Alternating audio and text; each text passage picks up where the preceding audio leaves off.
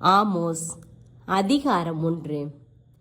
தெக்கோவாவில் கால்நடை செல்வம் மிகுதியாக உடையவர்களுள் ஒருவர் ஆமோஸ்.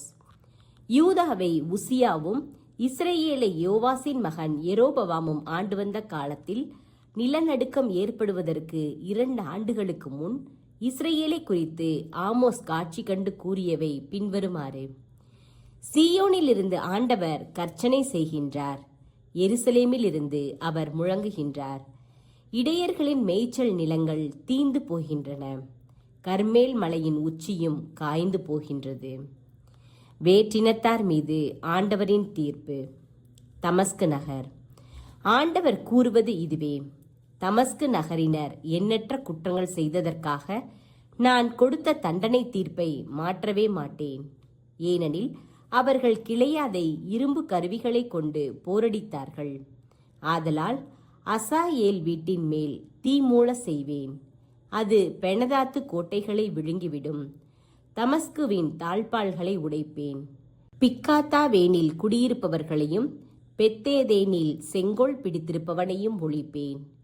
ஆராமின் மக்கள் கீருக்கு நாடு கடத்தப்படுவார்கள் என்கிறார் ஆண்டவர். பெலிஸ்தியா நாடு. ஆண்டவர் கூறுவது இதுவே: காசா நகரினர் எண்ணற்ற குற்றங்கள் செய்ததற்காக நான் கொடுத்த தண்டனை தீர்ப்பை மாற்றவே மாட்டேன்.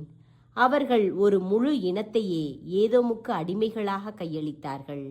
ஆதலால் காசாவின் கோட்டை மதில்கள் மேல் நெருப்பை கொட்டுவேன். அது அச்சுவர்களை விழுங்கிவிடும். அஸ்தோதில் குடியிருப்பவர்களையும் அஸ்கலோனில் செங்கோல் பிடித்திருப்பவனையும் ஒழிப்பேன். எக்ரோனுக்கு எதிராக என் கையை ஓங்குவேன். பெலிஸ்தியரில் எஞ்சியிருப்போரும் அழிந்திடுவர் என்கிறார் ஆண்டவராகிய என் தலைவர். தீர் நகர். ஆண்டவர் கூறுவது இதுவே: தீர் நகரினர் எண்ணற்ற குற்றங்கள் செய்ததற்காக நான் கொடுத்த தண்டனை தீர்ப்பை மாற்றவே மாட்டேன். ஏனெனில் அவர்கள் ஒரு முழு இனத்தையே ஏதோமுக்கு அடிமையாக கையளித்தார்கள். சகோதர உடன்படிக்கையை அவர்கள் நினைவில் கொள்ளவில்லை. ஆதலால் தீரின் கோட்டை மதில்கள் மேல் நெருப்பை கொட்டுவேன். அது அச்சுவர்களை விழுங்கிவிடும். ஏதோம் நாடு.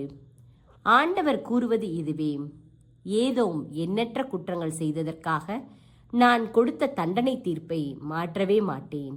ஏனெனில் அவன் உறவு முறையின் கடமைகளை மீறி வாளேந்தி தன் சகோதரனையே துரத்தினான்.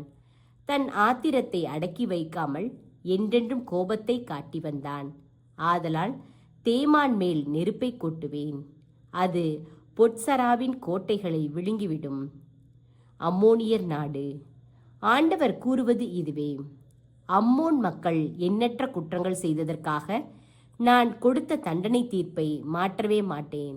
ஏனெனில் அவர்கள் தங்கள் நாட்டு எல்லைகளை விரிவுபடுத்துவதற்காக கிளையாதின் கர்ப்பவதிகள் வயிற்றை பீறி கிழித்தார்கள். ஆதலால் இராபாவின் கோட்டை மதில்கள் மேல் நெருப்பை கொட்டுவேன். அது அச்சுவர்களை விழுங்கிவிடும். அப்பொழுது போர்க்காலத்தின் பேரிரைச்சலும் சூறாவளி நாளின் கடும் புயலும் இருக்கும். அவர்களுடைய அரசன் அடிமையாக கொண்டு போகப்படுவான். அவனோடு அதிகாரிகளும் கொண்டு போகப்படுவார்கள் என்கிறார் ஆண்டவர்.